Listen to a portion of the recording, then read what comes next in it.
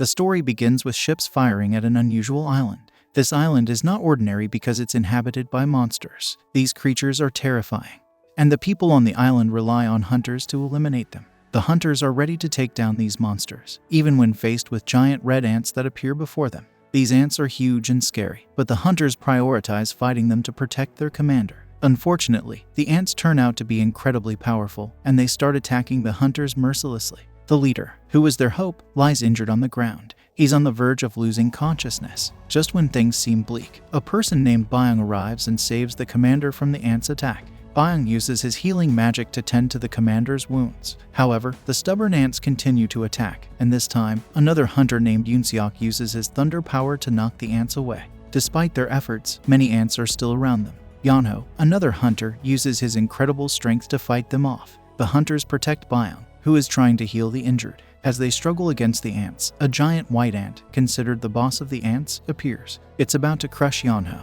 but he manages to hold its tentacles. Yoonseok takes advantage of the situation and delivers a massive shock to the ant. Yeonho removes its tentacles and creates an opening in its stomach by throwing them inside. Together, they defeat the giant ant. After catching their breath, they prepare to face more white giant ants that come out of their den. These ants are a formidable force, but the hunters are determined to fight back. Meanwhile, Mr. Choi, the commander, uses his fire magic to battle the ants in the city. He succeeds in eliminating many of them, but there's still a large army to contend with. He signals his army to follow his lead. The story then takes us back in time, explaining that many years ago, a portal opened in the world, leading to the appearance of monsters. Conventional weapons proved ineffective against these monsters. Only those with special weapons and fighting techniques, known as hunters, could stand a chance. These hunters are classified based on their abilities, with S rank being the highest and E rank the lowest. Fast forward 3 years, and we see Kim and Park meeting at a hunter spot. They're happy to see each other after a long time. Kim had thought Park had quit hunting, but Park's priority is to earn money, especially with his wife being pregnant. Jinwoo arrives, and it's evident that he's a high-rank hunter based on the respect he receives from those around him. However, Kim clarifies that Jinwoo is the weakest among them, and there's no hope of his promotion. Park teases him, and Kim urges Park to be discreet because they don't want to hurt Jinwoo's feelings. Unfortunately, Jinwoo overhears and acknowledges that he's the weakest among them. Jinwoo encounters Jui, a healer, and greets her warmly. However, she's not in a welcoming mood, likely due to his facial scars. She reprimands him for not taking a healer on their team more seriously. Jinwoo explains that their team, belonging to high-ranking hunters, doesn't need a healer. He knows his abilities and low rank, so he doesn't have any complaints. Despite this, Jui continues to blame him for not taking his life as a hunter seriously, and he apologizes for his mistake. Just then, a man named Mr. Song introduced himself as a team leader, and everyone welcomed him because his rank was higher than theirs. After that, they continued to move toward the portal. Park, who was passing by Jinwoo, advised him to stick with their group to stay alive. As he moved ahead, Jinwoo looked at his weapon, which was not powerful. Instead, it was just an ordinary weapon because he didn't have enough money to buy a high-ranked one. Ignoring his weapon's limitations, he stepped forward towards the portal as he knew that his never-ending war awaited him. On the other hand, the president informed his secretary about the government's demand to prevent further dungeon breaks.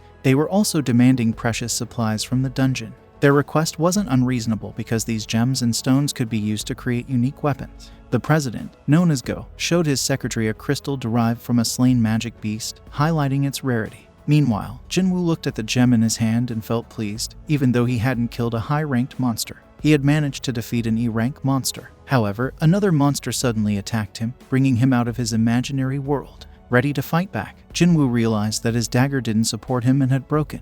The demon attacked him and started cutting his stomach. Before the demon could succeed, another hunter approached and knocked it down. Later, this hunter moved forward to kill other monsters. Jui, scared as she watched Jinwoo's injuries, moved forward to heal him, confident that she could cure him. Meanwhile, Jinwoo shifted his attention to the hunters with remarkable power, feeling like nothing more than trash before them. Aside from this, President Go explained that with dungeon gems, they could create weapons capable of killing mighty creatures. Additionally, mana crystals were found in dungeons, and weapons could be created from them. However, compared to gem weapons, these mana crystal weapons were not as valuable. Still, they were in great demand, and the government wanted to research them to create lethal weapons. After they killed the last monster, they were satisfied, but not entirely because they still hadn't acquired the precious gems and stones they needed to make more money. Just then, one of the hunters discovered a tunnel, indicating the presence of another dungeon inside. This was a rare occurrence. Leader Song prepared to inform headquarters before taking further steps, but some hunters who could see money in front of their eyes preferred to enter the tunnel. Even Park decided to join them because his wife was pregnant, and they needed a significant amount of money. None of them had any idea about what they were going to face next, but they were confident about the challenges that lay ahead. Song, who wasn't content with their decision, suggested a vote. The vote resulted in a tie because some hunters wanted to enter while others wanted to leave. Everyone had cast their vote except Jinwoo. Song asked Jinwoo to participate, and before refusing, he thought about his mother, who was hospitalized and in need of money for her treatment. He couldn't forget about his sister, who was studying and required financial support. Therefore, he reluctantly gave his approval. They considered it a D-rank dungeon, so they didn't have any other option but to enter. In the company, Mr. Choi is hiring a capable and talented hunter. Instead, they sign a contract with them. On the other hand, a person on a bike snatches a girl's wallet. He feels no regrets and is happy because he plans to have a party. However, his plan is disrupted when he sees a gorgeous girl standing in front of him. He thinks she might be planning to die because she's standing in front of the bike. Just before the bike could hit her, she jumps away like a skilled hunter, winning the hearts of onlookers. As a result, some people in the crowd are injured. A gathering forms around her, and they quickly realize who she is, an S-rank hunter. People look at her as if she's a celebrity. Before the situation worsens, she leaps onto a building and disappears, not giving anyone a chance to ask questions. The people left behind are pleased to have met an S-rank hunter. Meanwhile, it's been almost 40 minutes since they started walking, and they're still looking for their boss. When the portal closes, they'll only have 20 minutes to eliminate the target. While walking, Ju-Jui needs to talk to Jinwoo. Jinwoo notices her concern and apologizes, even though he doesn't fully understand his mistake. Ju-Jui becomes furious and starts insulting him because she feels he has no concern for his life. He recently survived a dangerous situation but seems eager to jump into danger again, despite the scars and wounds all over his body. He refuses to give up. This infuriates Ju-Jui, but Jinwoo can only offer apologies. However, he can't share his sister's and mother's expenses with anyone. Listening to his apologetic words, Ju-Jui calms down a bit. She decides not to forgive him easily and asks him out to dinner. After escaping from that place, Jinwoo is ready for dinner and doesn't fully understand why Ju-Jui is interested in him. After walking for a long while, they finally find a bronze door. But as they look at the elegance of the door, they are stunned because this has never happened before. Some of them prefer to leave without going inside, fearing the unknown. However, those driven by their desire for money can't accept leaving empty-handed. So, despite their fears, they have no choice but to enter. Back in the city, a group of hunters gather for an orientation session. They watch a video of President Go, who explains that the portal they're about to enter has existed for over a decade, and there are still many mysteries within the dungeon. Hunting is a dangerous profession, and even experienced hunters can't afford to let their guard down during a raid mission. They must be cautious. However, in the dungeon, the group of hunters seems to have forgotten these words of caution entirely. They enter a mysterious and dangerous room that has never been explored before. They act as if they're on a casual field trip, showing no sense of the danger that lurks around them. The room contains ancient statues, some of which are holding strange musical instruments. Jinwoo stares at one particularly large statue, feeling uneasy about the eerie silence in the room. Everyone wonders where the boss monster is, and Song notices a magic circle on the ground. His attention is then drawn to a tablet with ancient writings and commandments related to worshipping some kind of god. However, Jinwoo is more concerned about something else. He believes he saw the eyes of the giant statue move, seemingly looking right at them. Jinwoo dismisses this as imagination, but their shock deepens when the door to the room suddenly closes. Panic ensues among the hunters. One woman suggests they might be trapped, but another man shoves her aside, regretting their decision to underestimate the dungeon. He tries to leave, no longer caring about the treasures they hope to find. However, in an instant, half of his body is sliced off by one of the statues. Horror and disbelief grip the remaining hunters as they realize they are facing a formidable enemy. Jinwoo is the most shocked among them, considering that the deceased hunter was of a higher rank than him. He knows he stands no chance against the statues, and the situation makes no sense to him. This dungeon is only supposed to be a D rank, but the statues are anything but ordinary. As chaos unfolds, Jinwoo has a terrifying realization. If one statue can move, then perhaps the others can too. He locks eyes with the giant statue, which seems to return his gaze. His mind races as he contemplates the dire situation they are in. Reflecting on Jinwoo's history, it becomes clear that he has faced numerous life and death situations before. From being separated from his team in his first mission to suffering injuries and hospitalization in encounters with magic beasts, every dungeon expedition is a perilous endeavor for him. Unlike other hunters who acquire gems and invest in better weapons, Jinwoo has only a modest knife and tattered clothes. He endures constant ridicule, relying on keen observation to find ways to survive.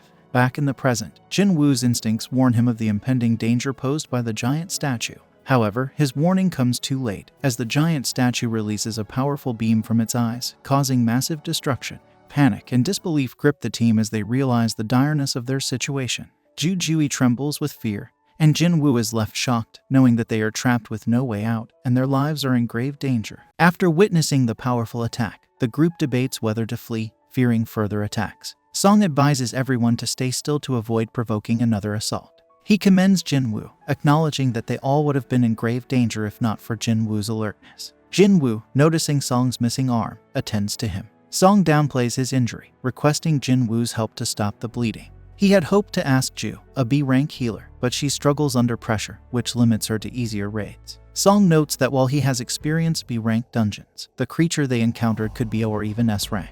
Song then recites the Carton and Temple's commandments, which include revering God, praising Him, and proving faith. Those who fail to obey these laws will not survive in this place. Jinwoo wonders if the massive statue they saw represents the God mentioned in the commandments. The narrative then shifts to explain that 10 years ago, gates connecting their world to an alternate dimension appeared, leading to supernatural occurrences worldwide. These events gave rise to individuals with special powers, known as hunters, responsible for battling the creatures inside dungeons. A hunter's power, once awakened, remains constant. However, some gates hide monsters that evoke a fear beyond the ordinary. We then see that Jinwoo's sister, Jinna, is at school when one of her friends arrives late. The friend curiously asks if Jinna's brother is a hunter. Jinna confirms, mentioning he's an E-rank and often gets injured, recently coming home covered in bandages. She inquires why her friend is interested, and the friend nonchalantly suggests she could do better than Jinna's brother. Meanwhile, back in the dungeon, Song acknowledges the overwhelming power of the creature they face. He suggests they regroup and find an escape. Another person trapped in the dungeon, not wanting to die after just securing a contract with a major guild, believes he can escape by running at full speed, confident in his swiftness. However, as he attempts to flee, the statue instantly incinerates him. Song realizes they are at the mercy of this powerful entity, and Jinwoo ponders why it hasn't killed them all yet. Recalling the commandments, Jinwoo asks Song to repeat the first one. Song replies that it's to revere God. Jinwoo theorizes that the dungeon operates under its own set of rules. He tries standing up, causing the statue's eyes to glow ominously. Quickly sitting back down, the statue returns to its normal state. Jinwoo then instructs everyone to bow their heads to the statue. The group is confused, not fully understanding his reasoning. Song asks Jinwoo if he's figured something out. Jinwoo explains that the statue won't attack as long as they keep their heads bowed in reverence, following the commandment to revere God. Everyone imitates Jinwoo, bowing their heads. The statue's sinister expression seems to soften, and Park, noticing the statue isn't reacting, bravely stands up. To their relief, the statue remains passive, and the rest of the group also stands. They question if the danger has passed, but Jinwoo reminds them there are still 2 more commandments to consider. Suddenly, the statue comes to life and starts moving. Song asks Jinwoo for a plan, and Jinwoo admits he doesn't have one but emphasizes the importance of adhering to the commandment. The second commandment, to praise God, becomes their focus, but they are unsure how to do it. A hunter, knowledgeable in ethnology, volunteers to try praising the statue using traditional extollments. Unfortunately, his prayers don't affect the statue, which brutally crushes him. The horrifying sight causes the others to scatter in fear. Park, desperate to survive for his family's sake, approaches another statue, hoping for safety. Tragically, this statue swiftly cuts him in half, leaving the group in shock and dismay. While running alongside Juhi, Jinwoo ponders how they can fulfill the commandment to praise the statue. He knows he can't leave Juhi behind and desperately searches for a clue. Meanwhile, the statues continue their deadly rampage, claiming more hunters' lives. Observing closely, Jinwoo notices a key difference. Some statues wield weapons, while others hold musical instruments. He directs everyone towards the statues holding instruments. Song approaches one, and to their relief, the instrument begins to play. The other hunters replicate this, but the instrument of Jinwoo's chosen statue remains silent. Jinwoo quickly deduces the problem. It's inactive because 2 people are standing in front of it. He decides to leave Juhi there and move to another instrument statue, even as the giant statue chases him. The colossal statue attempts to crush Jinwoo, but he agilely dodges the attack. However, he inadvertently lands near a weapon-bearing statue and narrowly escapes its assault, sustaining some injuries. Despite his wounds, Jinwoo crawls towards a different instrument statue. As the giant statue lunges for another attack, Jinwoo evades it and reaches the instrument statue, triggering its music. The giant statue halts its aggression and returns to its throne. Jinwoo understands that playing the instruments is the way to praise the entity, as required by the commandment. Juhi rushes over to Jinwoo, finding that one of his legs is missing. She attempts to heal him, but Jinwoo cautions her against overexerting herself. Ignoring his warnings, Juhi pushes her powers to the limit, causing her to bleed and eventually forcing her to stop. Kim, overwhelmed by the dire situation, remarks that it feels like a nightmare. He comments regretfully on Song's lost arm, attributing it to Song's rash decision as their leader. He suggests it's a result of karma. The others quickly remind Kim that he was the one pushing to enter the dungeon, but Kim argues that they all agreed on it together. Song, taking responsibility, admits the final decision was his. Jinwoo, sensing the urgency, refocuses the group, reminding them there's still one commandment left. Suddenly, an altar materializes in the room's center. The group is puzzled, but Jinwoo explains it's an altar for offerings to gods, used for treasure and sacrifices. He connects this to the third commandment, the need to prove their faith. Kim suggests a sacrifice is necessary, and, pointing his sword at Song, implies Song should take responsibility for his actions. Song, accepting his fate, approaches the altar, ready to sacrifice himself. Jinwoo internally debates this, believing the situation isn't solely Song's fault since they had voted on their action. As Song nears the altar, a flame ignites beside it, causing confusion among the group. Song looks to Jinwoo, unsure if further action is needed. Jinwoo, deep in thought, requests 2 hunters to escort him to the altar for a closer examination. The group is concerned about potential attacks, but Jinwoo reassures them. Approaching the altar, 3 more flames appear. Song asks Jinwoo if he has figured anything out, but Jinwoo admits he hasn't. He questions whether waiting would lead to rescue, but Song pessimistically notes that the gate has been open for a week, and the statues might reactivate before help arrives. Jinwoo reflects on the dungeon dynamics, realizing that a gate fully opens in 7 days, leading to a dungeon break. This event allows monsters to cross into their world. The main goal of raids is to defeat the dungeon boss and close the gate in time. Failure to do so in their current predicament would mean the monstrous entity could invade their world. In the hospital, Jia is visiting her mother, who is unconscious in her bed. Jia chats away happily to her unresponsive mother, sharing stories about her day. Meanwhile, in a mysterious dungeon, Jinwoo gathers everyone around an altar. He suspects that for each person present, a flame will light up, possibly leading to something happening. As everyone gathers close, individual flames light up, and then blue flames appear, signaling the opening of the room's door. The once still statues begin to ominously move towards the altar, causing confusion among the group. Jinwoo, having observed the pattern, instructs everyone to keep their eyes fixed on the statues, explaining that they only move when not being watched. The group follows Jinwoo's instruction, halting the statues. However, fear overcomes one of the hunters, who runs out of the gate. This causes one of the flames to extinguish, slightly closing the gate. This development leads the group to question their situation. Jinwoo notices the blue flames gradually fading over time. He deduces that the dungeon might be a trap, using danger to create false hope and test their faith. When another hunter leaves, Jinwoo warns the remaining group about potential blind spots and reassures them that as long as they keep watching the statues, they'll be safe. He believes that the blue flames act as a timer, and their extinguishing will signal their escape. Kim, acknowledging Jinwoo's crucial role in their survival, feels torn between staying and returning to his family. He decides to leave, hopeful for a reunion with his loved ones. Jinwoo, despite the dwindling numbers, remains determined to find a way out. Song then urges Jinwoo and Juhi to escape, saying the door will remain open as long as someone stays behind. As Juhi attempts to help Jinwoo leave, she collapses, likely due to overexertion from her earlier healing attempts. Jinwoo, now faced with a difficult decision, contemplates their next move in the perilous dungeon. In the dire situation, Jinwoo urges Song to escape with Juhi, insisting he's the only one who can carry her out safely. Despite Juhi's reluctance, Jinwoo reassures her by promising a meal out and gives her an essence stone to buy dinner, playfully saying he'll ask for the change later. Juhi protests, but Song quickly knocks her out, facilitating their escape. Left alone, Jinwoo reflects on his fate, regretting not having better insurance and vowing to take down at least one enemy with him. However, his efforts to fight back are futile against the overpowering statues, which soon dismember and beat him mercilessly. Amidst the pain, Jinwoo thinks about his desire to be stronger and his limited success. He recalls Kim's words and understands Kim's need to return to his family, acknowledging that often the most selfish are the ones who benefit.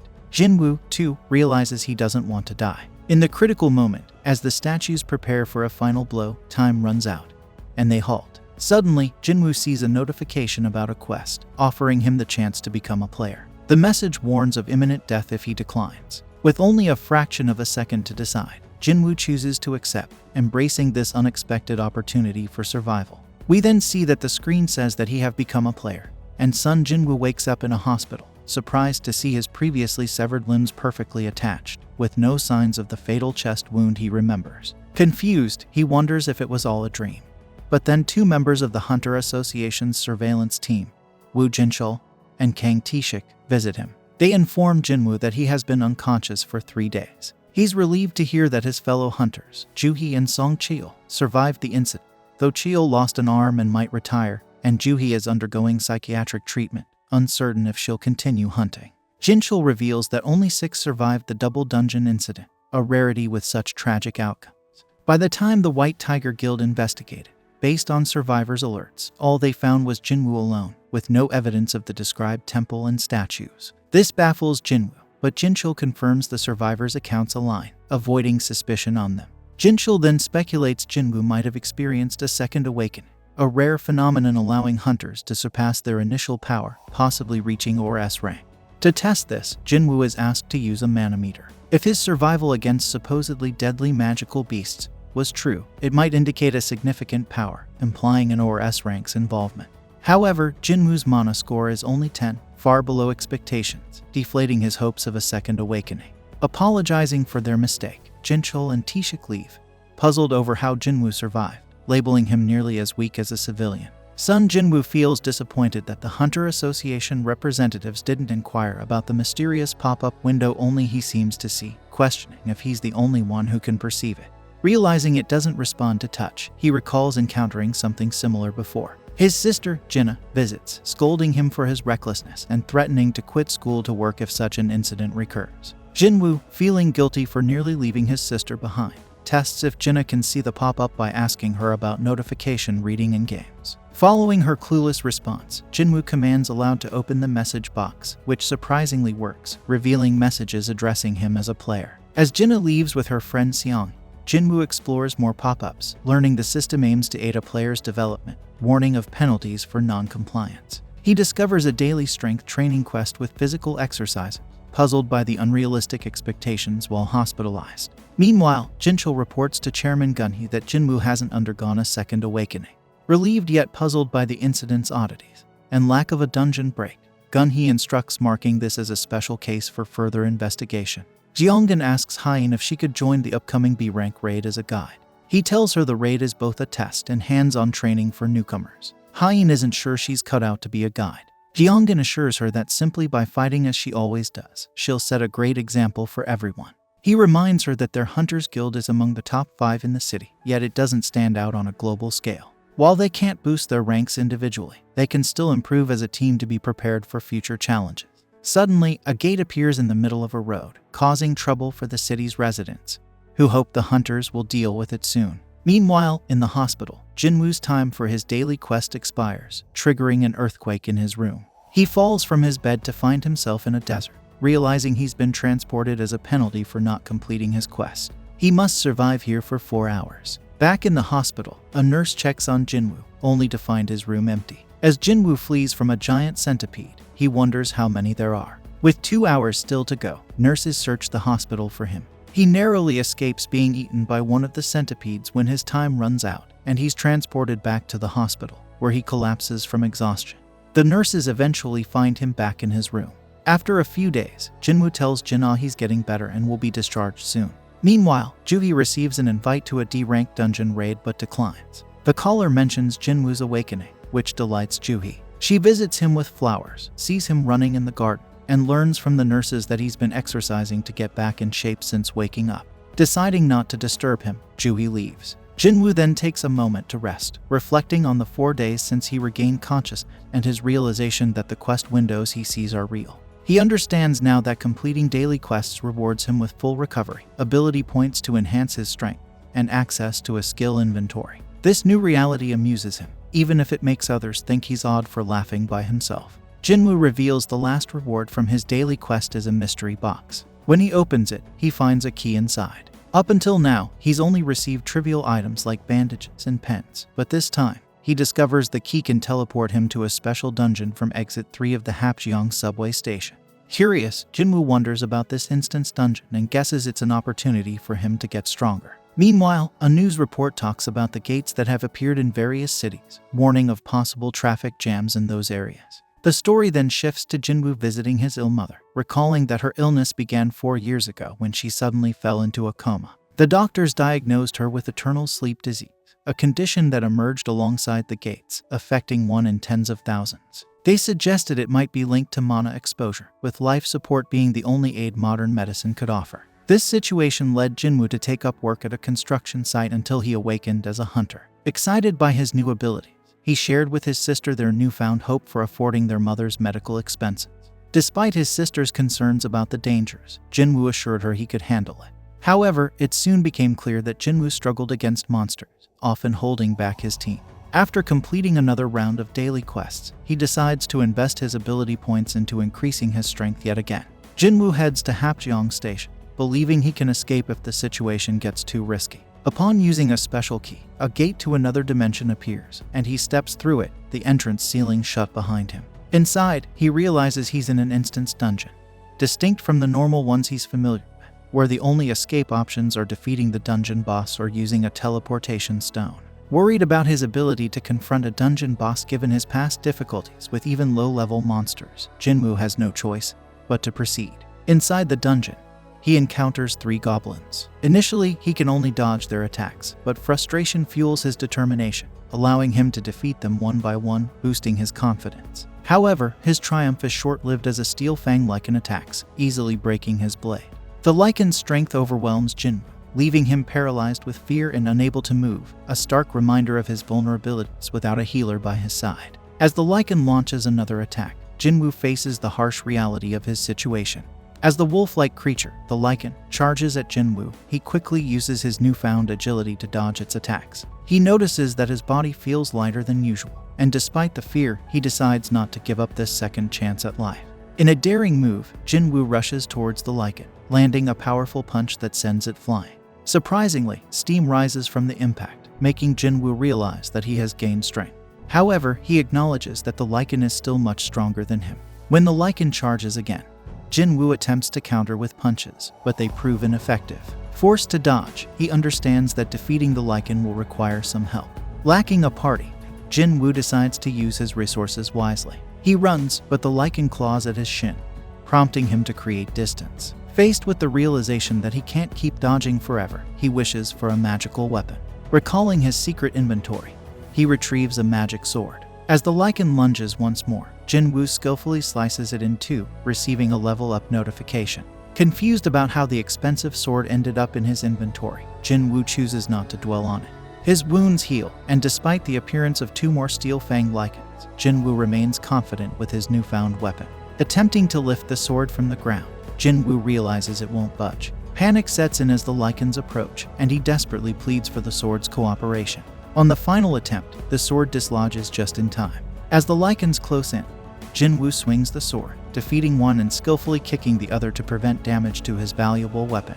Unfazed by the appearance of another lichen, Jinwoo confidently faces it, knowing that these creatures are nothing compared to the challenges he faced in the secret room. The magic sword, now a powerful ally, gives him a newfound sense of assurance as he prepares for whatever challenges lie ahead. Jinwoo faces the lichen, but it quickly turns and runs away. Deciding to take a break, he leans against the wall and realizes he's now at level 2 after engaging in actual combat, unlike the daily quests that never caused him to level up. His wounds heal, and he notices that all his stats have increased by 1 point, making a total of 5 points, which is more than what he gained from daily quests. Curious about how much stronger he can get with each stat increase, he speculates that the higher his basic ability in a stat, the more points he can earn. Despite the newfound strength, he remains grounded, not wanting to get carried away by defeating only 5 small monsters. Eager to collect rewards, Jinwoo checks for magic gems on the lichens, but instead, he receives a wolf fang as an item.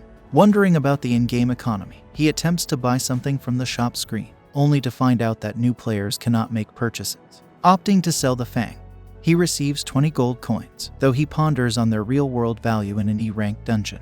Facing the challenge of finding the dungeon boss or the teleportation stone, Jin Woo acknowledges his uncertainty about defeating the boss alone but believes in his chances as he continues to level up. Suddenly, he notices an entire pack of lichens emerging from the shadows. Unfazed, Jin Woo charges at them in defiance. Engaging in a battle with the lichens, he slashes and slices through their attacks. Even when surrounded, he remains fearless, hoping the lichens provide a worthy challenge and don't die too easily. As he battles, memories of his past flash before his eye, and a smile crosses his face. Relishing the fight, he levels up during the battle, ultimately defeating the entire pack and earning the title of Wolf Assassin. Jin Woo, exhausted and sweating, takes a moment to catch his breath after a challenging battle in the dungeon.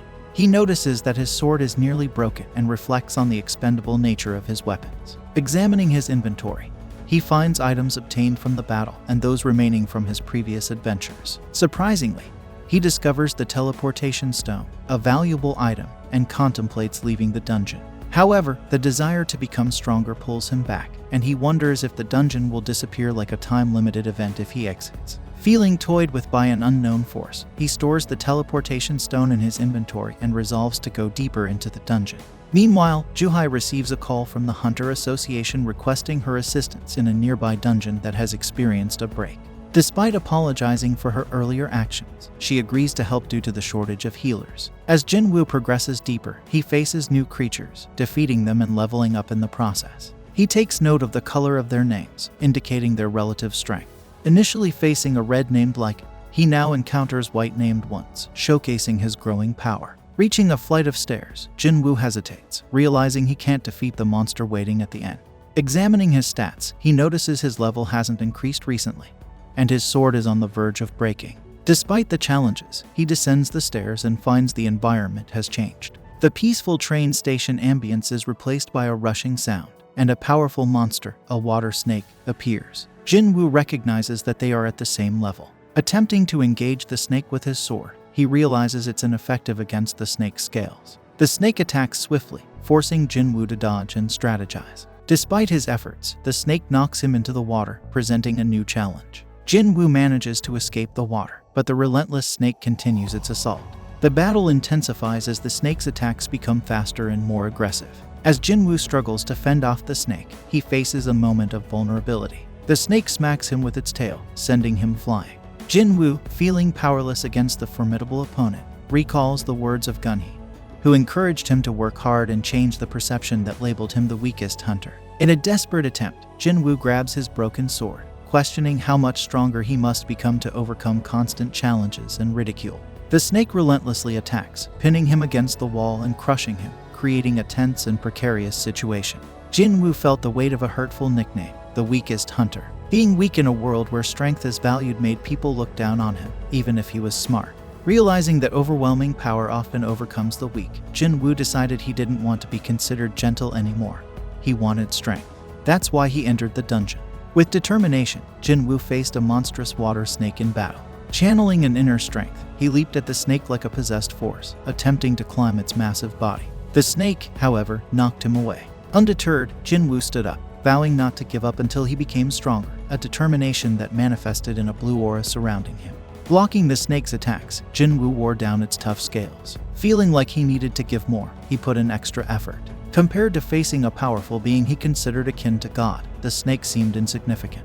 Taking advantage of an opening, Jin Woo jumped into the air, driving his sword into a vulnerable spot in the snake's scale. The battle continued with Jin Woo slicing the snake's side to further weaken its scales. In a daring move, the snake opened its mouth wide, swallowing Jin Woo whole. His sword flew into the air, but Jin Woo clung to it.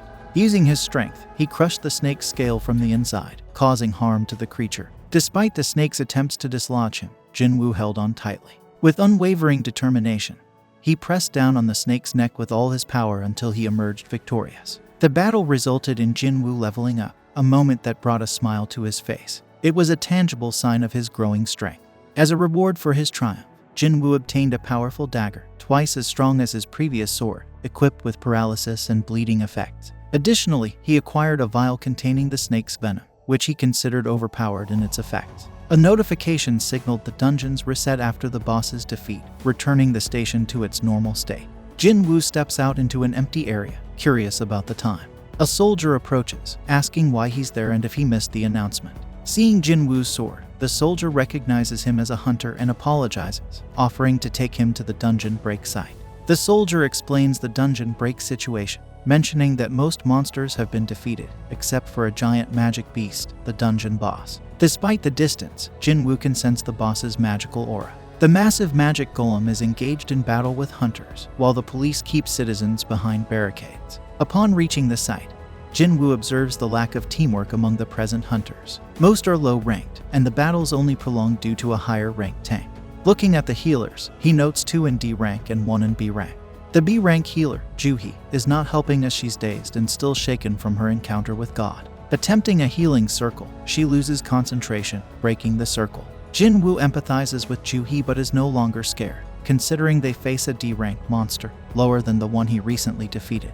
Ready to act, he rolls up his sleeves, preparing to jump into action. The hunters struggle, hoping for a higher-ranked comrade. Knowing he can defeat the monster by breaking its defense, Jin Woo decides to strike with his most powerful hit. Throwing his sword with tremendous force, he shatters the golem's defense. The hunters capitalize on the opportunity, successfully defeating the golem. The tank questions how they suddenly succeeded after their previous ineffective attacks. Curious about Jin Woo's involvement, the tank asks the soldier who brought him, but Jin Woo has disappeared. Terrified by Jin Woo's power, the tank wonders if he is a high-ranked hunter. Jin Woo appears much stronger, though he didn't expect to break the monster's defense with just 1 hit, suspecting the golem's vitality was already low before his strike. The hospital nurses chat about Jin Woo's fit body and cuteness while he does his morning workout. They're surprised by how buff he's become compared to when he first arrived.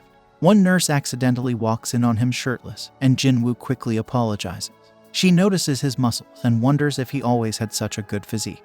After snapping back to reality, the nurse informs Jin Woo that it's his discharge day. Checking if he's comfortable, Jin Woo assures her of his full recovery. She instructs him to complete discharge procedures at the counter when ready. He thanks her for the care and starts to leave the room. Just then, the girl shows him her phone and asks if she can have his phone number. Jin Woo believes that she wants to send his test results, which are due later today, and gives her his phone number, saying that he has no problem if she's okay with it. Meanwhile, a TV show features Yuno, one of the SSS-Rank hunters, discussing his life outside missions. He emphasizes the importance of daily training, explaining his background as a former firefighter. Jinna, watching the news, realizes she's late for school and hurries out, exchanging well wishes with Jin Woo. Jin Woo is patting his stomach, and Jinna notices his toned abs showing through his shirt. She asks if he's been exercising, and he replies with just a little. Jinna observes the height difference between them and wonders if his increased height is a result of his training. Before heading out, she goes to put on her school shoes, and Jin Woo hands her an umbrella she forgot. He playfully nudges her towards the door, and she bids him goodbye. Once she's gone, Jin Woo heads to the living room, checking his daily tasks. He has completed the others, except for running, which he plans to do later. Examining his stats, he notices unallocated points. Understanding the need for strength, agility, and perception, he decides to distribute the points among these attributes. A call from his landlord interrupts his thoughts. The landlord inquires about the rent, and Jin Woo admits he hasn't paid for the month yet. Promising to transfer the money, Jin Woo ends the call with the landlord expressing appreciation for his prompt response. Jin Woo is grappling with uncertainty about a potential second awakening, but he's now capable of swiftly defeating goblins, opening up opportunities for him to earn a living. Seated on his couch, he navigates through available dungeons, recognizing the need for a high-level one to yield substantial rewards. However, his low rank poses a barrier to accessing such dungeons. The idea of undergoing a reevaluation crosses his mind, envisioning a higher rank that would thrust him into the spotlight. With increased attention, the potential for earning more money emerges. Yet, Jin Woo is aware that individuals with a second awakening are rare, and hunters whose stats increase with level are practically non-existent. Cognizant of the intrusive nature of media scrutiny, he decides to abandon the notion of seeking higher recognition. He decided to keep his abilities under wraps until he fully grasps them. Jin Woo receives a surprising notification on his phone. Startled, he hastily dresses and heads to a specific location. While accomplishing his daily task, he is on the verge of claiming his reward when a man suddenly calls out to him. Gong Suk introduces himself to Jin Woo. Realizing Jin Woo is an E-rank adventurer, Gong Suk's party members recognize him as the infamous weakest hunter. Despite one member laughing at Jin Woo's nickname, Gong Suk reprimands them and apologizes for their behavior. He then invites Jinwoo to join their dungeon raid to bolster their numbers. Gong-suk allows Jinwoo to accompany them but clarifies that he won't receive any loot, only a commission for his services. Examining the group, Jinwoo notices 4 C-rank hunters and 2 who are D-rank or lower. Curious about Jinwoo's role, Gong-suk explains that he'll be responsible for carrying their luggage and belongings during the expedition. Jinwoo inquires if there's a healer in the group. The man explains that private teams like theirs find it challenging to recruit healers, but manage without one. Despite Jinwoo's concern, the man hands him the contract, which states the party won't be responsible for any injuries he sustains. Jinwoo signs it, and another hunter named Jinho introduces himself as a D-rank member brought in to fill their numbers. Impressed by Jinho's equipment, Jinwoo assumes he's from a wealthy family. They equip their gear and head out. Jinho asks if the bags are too heavy, but Jinwoo assures him they're fine. They reach the gate, and despite its immense size, they doubt it's a C-rank gate. Gong-suk explains it was ranked by investigators. Jinho questions entering the large gate, and Jinwoo clarifies that only the magic flux matters. He adds that gates with a rank below C aren't very dangerous. Jinho is amazed by Jinwoo's knowledge, who mentions his experience as a hunter. Admitting it's his first time entering a C-rank dungeon, Jinwoo assures them it's safe. Gong-suk leads the party through the gate, finding darkness inside. He instructs a member to cast light, surprised by the absence of monsters and luminescent stones, which are typically found in dungeons. Jinwoo recalls entering another completely dark dungeon in his memory. Jinho, curious, asks Jinwoo about luminescent stones, and he explains they are glowing rocks often found in cave-like dungeons, emitting light from the floor or roof. Jinho, still bewildered by the abundance of gems and stones associated with dungeons, receives assurance from Jinwoo that he will become accustomed to it. As they venture deeper into the cave, Jinho remains surprised by the absence of any visible threats. Wondering if dungeons can exist without monsters, he questions Jinwoo, who instructs him to keep quiet. Jinwoo, using his acute hearing, detects hidden monsters choosing to remain concealed. Gong-suk prepares the party for an imminent battle. Jinwoo is astonished to find that the monsters move together, rushing towards any light source. He identifies them as insect-type magic beasts, and the party, not thrilled about facing insects, examines the holes, anticipating the insect attacks. Unease spreads as the insect sounds draw nearer. Jinwoo listens carefully, pinpointing the insects in a hole above the party. Gong-suk decides to attract the insects with his taunt skill, while others attack from behind. Jinho urges Jinwoo to stay by his side for protection. The party successfully executes their strategy, defeating the insects with coordinated teamwork. Impressed, Jinwoo feels a twinge of frustration. After the victory, Gong-suk queries Jinwoo about how he predicted the insect's approach. Jinwoo explains it was his intuition. One of the party members calls out to Gong-suk, and they notice the insects were killed by something that bit them, not their swords or magic. They suspect a monster preying on the insects. Jinwoo advises Jinho to be cautious due to his expensive gear. At the association gym, hunters working out hear a huge explosion. Some are surprised, but one hunter mentions it's their guild master's workout routine. They are impressed, but Yunho thinks it's not enough for a warm-up. Jinwoo shares more about dungeons with Jinho and questions if he can handle the luggage in such a massive dungeon. Jinwoo insists he's fine earning without fighting, but he's suspicious of the too-good-to-be-true deal. He remains uneasy about the lack of a healer in the group and the need to fabricate monsters. Discovering more half-dead insects increases their suspicion, thinking the dungeon boss is nearby. About to move forward, Gong-suk asks his party member to light up the cave. They proceed, cutting through cobwebs, anticipating the boss room. They find numerous mana crystals, sparking dreams of newfound wealth among the group. Everyone fantasizes about what they'll do with their potential fortune. Jinho examines Jinwoo's contract and suggests he gather crystals since they aren't considered spoils. Jinho is assured by Gong-suk that Jinwoo will get his share after defeating the boss. They plan to move the crystals before defeating the boss, as the dungeon gate will close. Taking advantage of the boss's sleep, they decide to proceed. Gong-suk realizes they lack the necessary tools left at their car and instructs Jinho and Jinwoo to stay back while they retrieve them. Jinho is uneasy, but Gong-suk assures him they're safe as the boss is asleep. Though C-rank dungeons typically require 8 people, Jinwoo recalls Gong-suk saying they've always managed with 6 members, wondering about the absence of regulars to fill the gap. Leaving the room, Gong-suk orders one member to seal it off. Realizing the betrayal, Jinho attempts to break through the wall to no avail. The dungeon boss awakens and approaches them. Feeling powerless, Jinwoo recalls his encounter with God and gains confidence. He instructs Jinho to step back as he prepares to face the monster with his sword from the inventory. As Hong's group exits the dungeon, the mage questions why they didn't take care of the two newcomers themselves. Hong explains that killing them might awaken the spider, disrupting their mana crystal harvest. Hong assures the mage that their plan will succeed, as the inexperienced newcomers stand no chance against the spider. They intend to let the spider consume them and then retreat. While they can't force their way in without alerting the spider, Hong knows of a hidden path. The worst-case scenario is if the spider remains awake after consuming the newcomers. If they fail to retrieve the mana crystals, they'll still profit from Jinho's valuable equipment. Both Hong and the mage agree they're no match for the spider alone.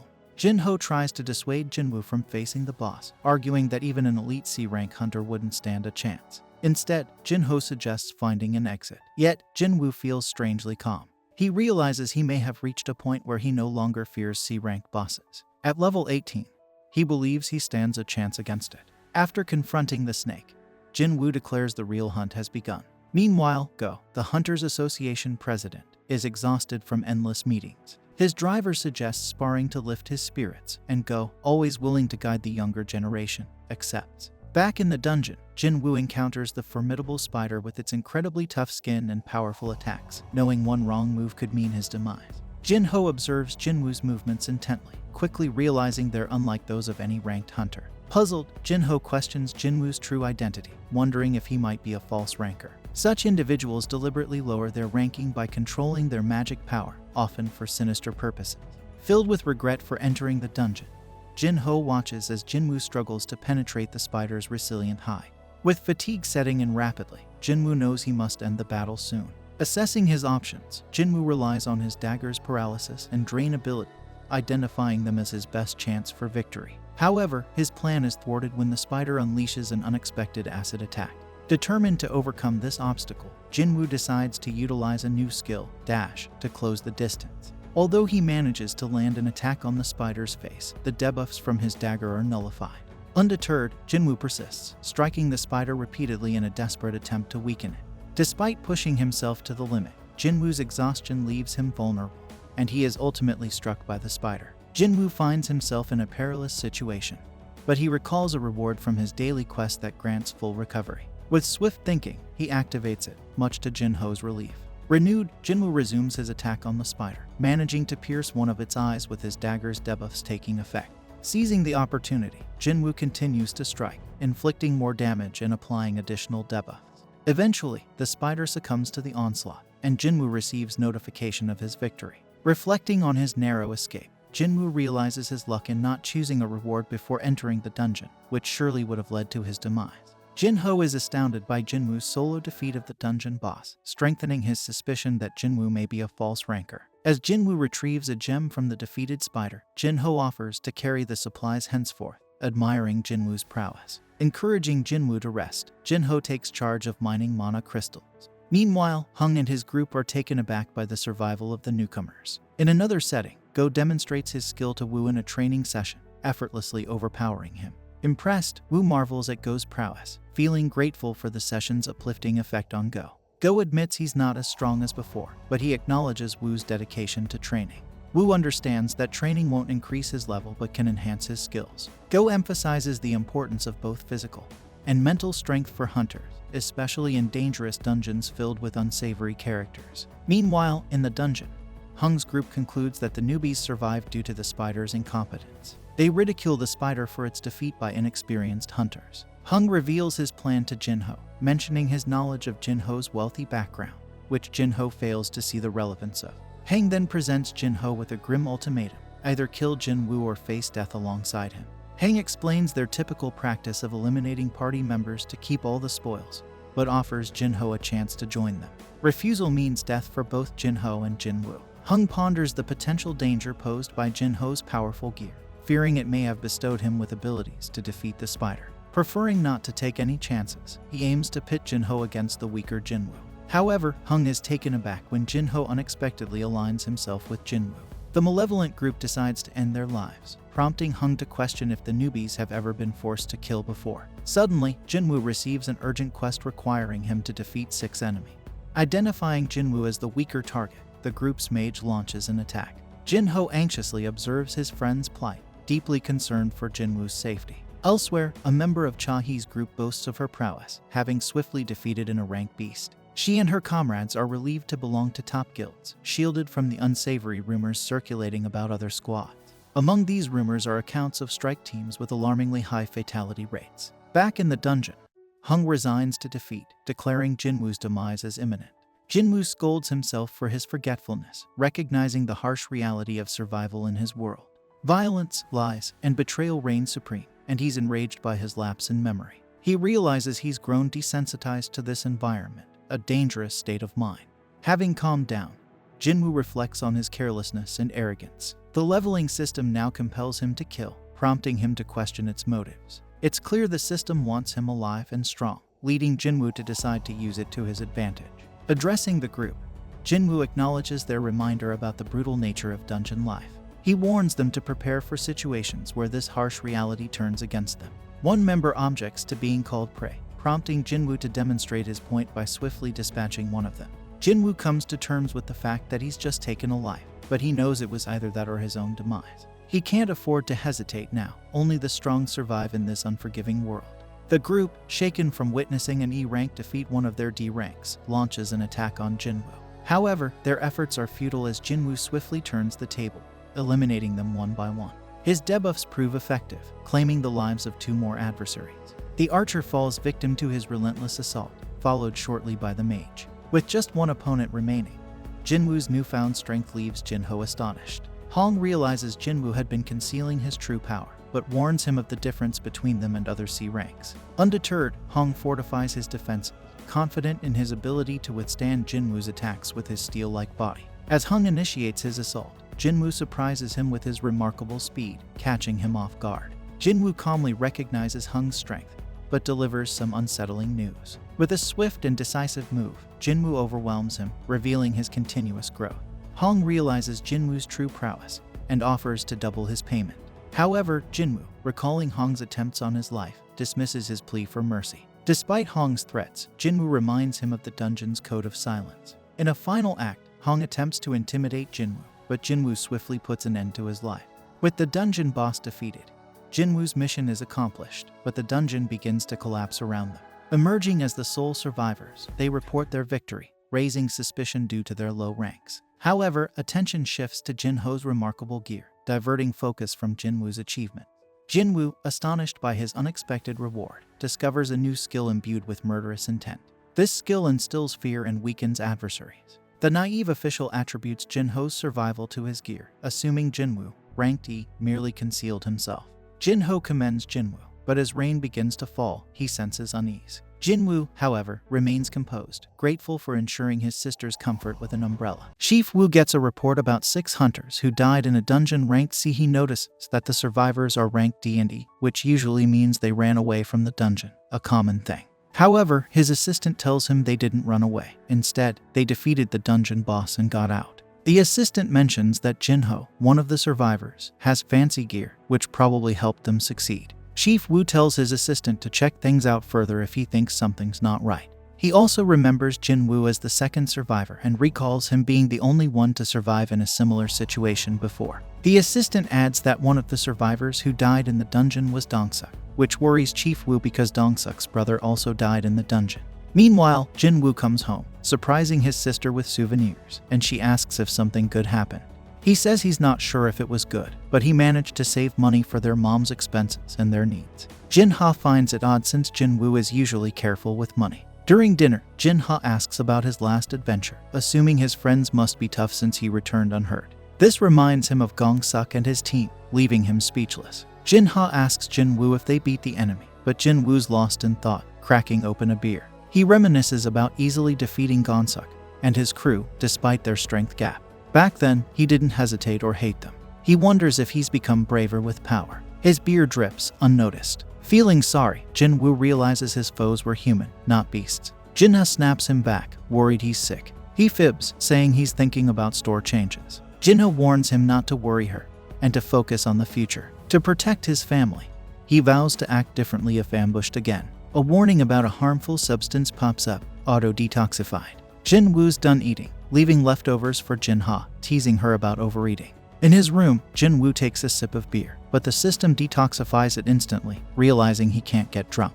Suddenly, he receives rewards from a side quest, granting him health and longevity. These rewards stem from the double dungeon, explaining his body's ability to clear toxins automatically. Many events have unfolded since then, and Jin Woo hadn't had time to check his rewards, leaving him uncertain about many things. Falling asleep, he's awakened by a knock on his door. Jin Ha informs him someone named Jin Ho is calling for him. Seeing the beer can, Jin Ha warns him about alcohol's toxicity, but he reassures her. Leaving his room, Jin Woo meets Jin Ho in a cafe.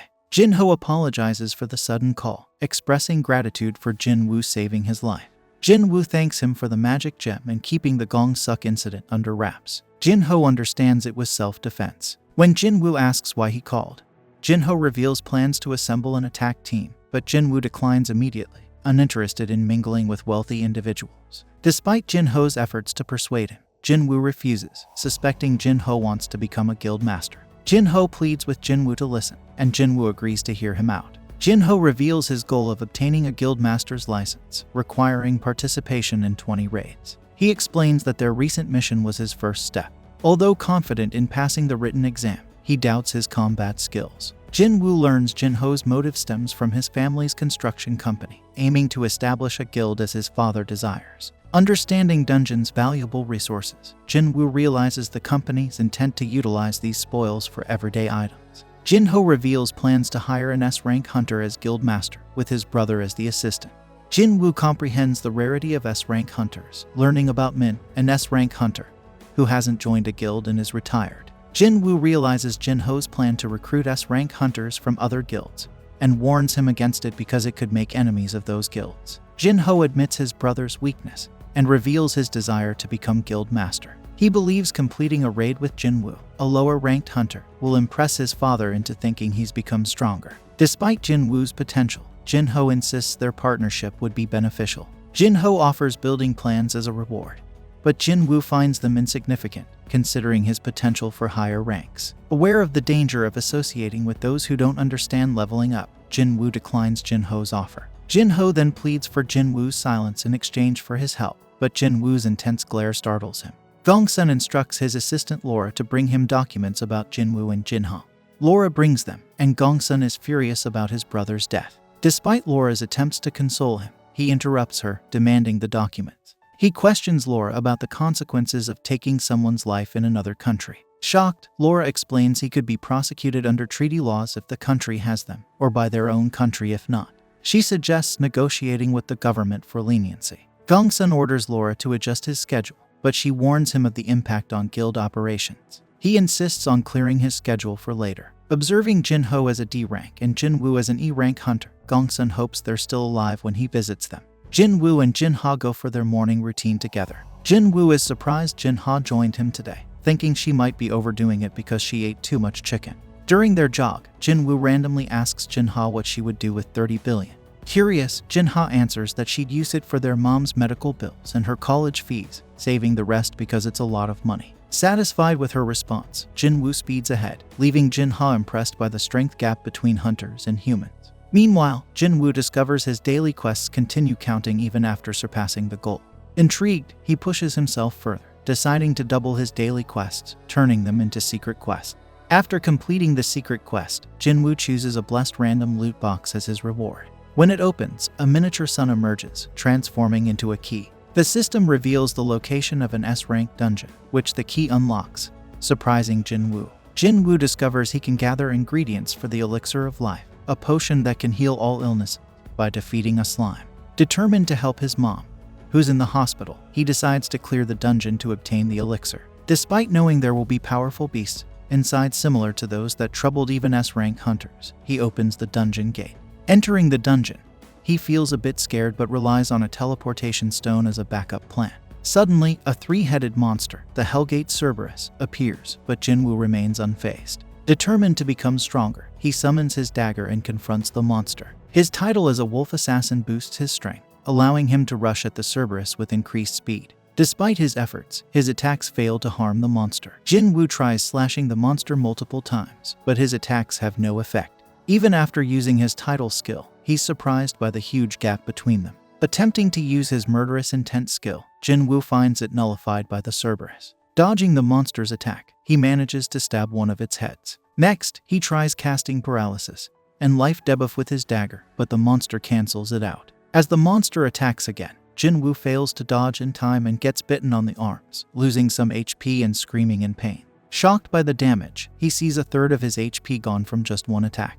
The monster prepares to crush him, but Jinwoo dodges and stands up. Suddenly, the Cerberus activates its rage skill, doubling its abilities for 3 minutes, and slashes at Jinwoo with its paw. Jinwoo struggles to react as he's struck with great force, causing him to lose more of his HP.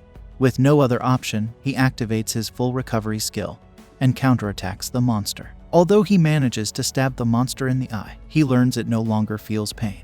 Thrown off by the monster, Jinwoo barely regains his balance before it lands a series of attacks, cutting his HP in half. Despite the relentless assault, Jinwoo's HP drops to 30%.